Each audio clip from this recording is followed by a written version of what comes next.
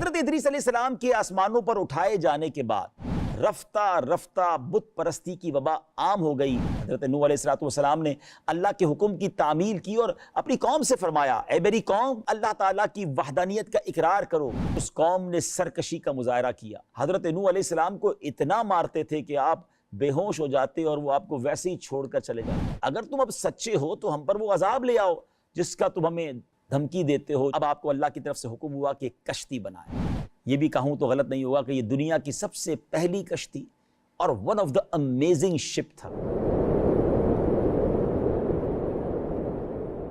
الحمدللہ رب العالمین والصلاة والسلام علی خاتم النبیین، اما بعد فاعوذ باللہ من الشیطان الرجیم، بسم اللہ الرحمن الرحیم۔ السلام علیکم ورحمۃ اللہ وبرکاتہ۔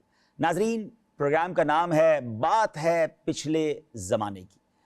آج جس سونامی کی یا جس طوفان کی میں نے بات کرنی ہے، تاریخ میں کبھی ایسا طوفان نہیں آیا۔ جی ہاں، وہ دنیا بھر میں آیا، پوری دنیا پانی میں ڈوب گئی، بڑی بڑی چٹانیں غرق ہو گئیں، دنیا میں کوئی نہ بچا سوائے چند لوگوں کے۔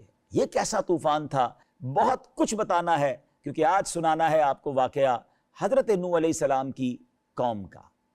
حضرت ادریس علیہ السلام کے آسمانوں پر اٹھائے جانے کے بعد رفتہ رفتہ بت پرستی کی وبا عام ہو گئی اور لوگوں نے دیگر بتوں کے ساتھ ساتھ ود، سواع، یغوث، یعوق اور نصر کے ناموں کے بتوں کی پوجا شروع کر دی۔ اللہ کریم نے حضرت نوح علیہ السلام کو یہ حکم دیا کہ وہ اپنی قوم کو عذاب الہی سے ڈرائیں کہ اگر وہ لوگ ایمان نہ لائیں تو ان پر دنیا میں بھی خوفناک عذاب آئے گا اور آخرت میں بھی دردناک عذاب ان کا مقدر ہو جائے گا۔ حضرت نوح علیہ السلام نے اللہ کے حکم کی تعمیل کی اور اپنی قوم سے فرمایا، اے میری قوم، میں تمہیں اللہ تعالیٰ کے عذاب سے بہت واضح انداز میں خبردار کرنے اور ڈر سنانے والا ہوں۔ تمہیں کہتا ہوں کہ اللہ تعالیٰ کی وحدانیت کا اقرار کرو، شرک نہ کرو اور خدا کے غضب سے بچنے کے لیے اس کی نافرمانی سے دور رہو۔ اگر تم نے میرے احکام کی تعمیل کی اور میرے لائے ہوئے دین کی تصدیق کی، پھر تو اللہ کریم تمہارے گناہ بخش دے گا اور تمہیں عذاب سے محفوظ رکھے گا۔ یہ جو کانورزیشن ہے، یہ جو گفتگو ہے، قرآن میں اس کو کس طرح بیان کیا گیا، آئیے قرآن کی زبانی سنتے ہیں۔ قال یا قوم انی لکم نذیر مبین ان اعبدوا اللہ واتقوہ واطیعون یغفر لکم من ذنوبکم ویؤخرکم الی اجل مسمی ان اجل اللہ اذا جاء لا یؤخر لو کنتم تعلمون۔ اس نے فرمایا، اے میری قوم، بے شک میں تمہارے لیے کھلا ڈر سنانے والا ہوں کہ اللہ کی بندگی کرو اور اس سے ڈرو اور میرا حکم مانو۔ وہ تمہارے کچھ گناہ بخش دے گا اور ایک مقررہ مدت تک تمہیں مہلت دے گا۔ بے شک اللہ کی مقررہ مدت جب آ جائے تو اسے پیچھے نہیں کیا جاتا۔ کیا ہی اچھا ہوتا اگر تم جانتے۔ حضرت نوح علیہ السلام کی اس مبارک تبلیغ کے بعد ہونا تو یہ چاہیے تھا کہ وہ ان کی بات کو مان لیتے، مگر اس قوم نے سرکشی کا مظاہرہ کیا۔ معاذ اللہ، آپ علیہ السلام کو جھوٹا قرار دیا، توحید کو ماننے اور شرک کو چھوڑنے سے انکار کر دیا، بلکہ اس کے علاوہ یہ دھمکی دی کہ اگر تم اپنے واعظ و نصیحت اور دین کی دعوت سے باز نہ آئے تو ہم تمہیں پتھر مار مار کر قتل کر دیں گے۔ اللہ اکبر! گویا ہر طرح کی تکلیف، قلبی تکلیف، ذہنی تکلیف اور جسمانی تکلیف پہنچانے لگے۔ ناظرین، کئی بار تو ایسا ہوا کہ حضرت نوح علیہ السلام کو اتنا مارتے تھے کہ آپ بے ہوش ہو جاتے اور وہ آپ کو ویسے ہی چھوڑ کر چلے جاتے۔ آپ نے 950 سال اللہ کی طرف بلایا۔ یہ ایسی قوم تھی کہ آپ کی بات مانتی بھی نہیں تھی اور اپنی آنے والی نسلوں کو بھی یہ تربیت کر کے جاتے تھے، وصیت کر کے جاتے تھے کہ ان کی بات آپ نے نہیں ماننی ہے۔ مگر آپ اولو العزم رسولوں میں سے تھے، آپ با ہمت رسولوں میں سے تھے۔ تکلیفیں ہوتی رہیں، مخالفت ہوتی رہی، آپ برداشت کرتے رہے، اللہ کی طرف بلاتے رہے، توحید کی طرف بلاتے رہے۔ ایک بار آپ نے فرمایا، اے میری قوم، ایمان قبول کر کے اللہ تعالیٰ کی عبادت کرو، کیونکہ اس کے سوا کوئی اور ایسا ہے ہی نہیں جس کی عبادت کی جا سکے، وہی تمہارا معبود ہے۔ اور میں جس چیز کا تمہیں حکم دے رہا ہوں، اگر تم میری نصیحت قبول نہ کرو گے، اگر راہ راست پر نہ آؤ گے تو مجھے تم پر بڑے دن روز قیامت کے عذاب کا خوف ہے۔ حضرت نوح علیہ السلام کی اس دعوت حق کو سن کر اب ان لوگوں نے 3 آرگیومنٹ کیے، 3 اعتراضات کیے اور اپنی قوم کو یہ باور کرانے کی کوشش کی کہ آپ اللہ کے نبی نہیں ہیں، معاذ اللہ۔ اب اعتراض کیا تھے، وہ آرگیومنٹس کیا تھے، ذرا غور سے سنیے گا۔ پہلا اعتراض یہ تھا کہ تم ہماری طرح بشر ہو اور تمہیں ہم پر کوئی خاص فضیلت حاصل نہیں، اس لیے ہم کیسے مان لیں کہ تم نبی ہو اور تمہاری اطاعت ہم پر لازم ہے۔ وہ اپنے جیسا دیکھتے تھے تو کہتے ہم کیسے مان لیں کہ آپ اللہ کے نبی ہیں۔ دوسرا اعتراض، ہم دیکھ رہے ہیں کہ تمہاری پیروی جن لوگوں نے کی ان کی تو قوم میں کوئی عزت نہیں ہے، وقت نہیں ہے، بلکہ وہ تو گھٹیا قسم کے غریب لوگ ہیں۔ تم پر ایمان لانے کی حرکت بھی انہوں نے کی اور بغیر غور و فکر کے کی ہے۔ اللہ اکبر، غریبوں کو دیکھ کر اور ان کو گھٹیا اور معاذ اللہ کمینے لوگ کہا انہوں نے۔ ان کا اعتراض یہ خالصتاً جہالت پر مبنی تھا۔ ناظرین، تیسرا اعتراض یہ تھا کہ ہمیں تمہارے اندر کوئی ایسی بات نظر نہیں آ رہی جس کی بنا پر تمہیں ہم پر برتری حاصل ہو، کیونکہ تمہارے پاس نہ تو ہم سے زیادہ مال ہے، نہ ہی ریاست، بلکہ ہم تمہیں نبوت کے دعوے میں اور تمہاری پیروی کرنے والوں کو اس کی تصدیق میں جھوٹا خیال کرتے ہیں۔ اللہ اکبر۔ بہرحال ناظرین، حضرت نوح علیہ السلام سے ان کافر سرداروں نے کہا، اے نوح، ہم نے تم سے بہت بحث کر لی، یہ واضح ہے کہ ہم نے تمہاری بات ماننی نہیں اور تم ہماری بات نہیں مان رہے۔ اگر تم اب سچے ہو تو ہم پر وہ عذاب لے آؤ جس کا تم ہمیں دھمکی دیتے ہو، جس کے بارے میں ہمیں ڈراتے ہو۔ قرآن مجید نے یہی الفاظ کس واضح انداز میں بیان کیے، آئیے سنتے ہیں۔ قالوا يا نوح قد جادلتنا فأكثرت جدالنا فأتنا بما تعدنا إن كنت من الصادقين۔ انہوں نے کہا، اے نوح، تم نے ہم سے جھگڑا کیا اور بہت زیادہ جھگڑا کر لیا ہے، تو اگر تم سچے ہو تو وہ عذاب لے آؤ جس کی وعیدیں تم ہمیں دیتے رہتے ہو۔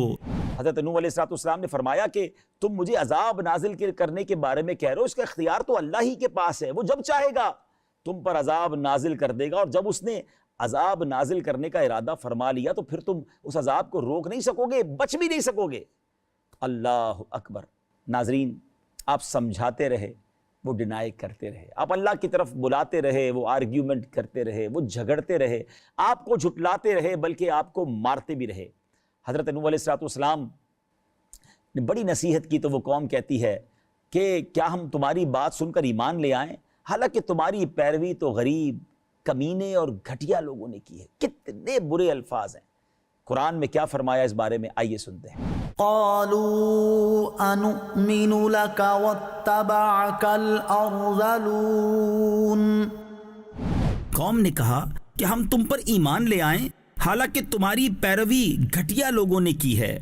قوم نے یہ بات ناظرین غرور و تکبر کی وجہ سے کہی تھی، کیونکہ انہیں غریبوں کے پاس بیٹھنا گوارا نہ تھا۔ وہ اپنی کثرت شان سمجھتے تھے کہ اگر ہم بھی ایمان لے آئے تو ہمیں ان غریبوں کے ساتھ بیٹھنا پڑے گا۔ بہرحال حضرت نوح علیہ السلام کو اب اس قوم نے دھمکایا، اب تم نے اللہ کی طرف ہمیں بلایا اور اپنی بات سے باز نہ آئے تو ہم پتھر مار مار کر تمہیں ہلاک کر دیں گے، قتل کر دیں گے، معاذ اللہ۔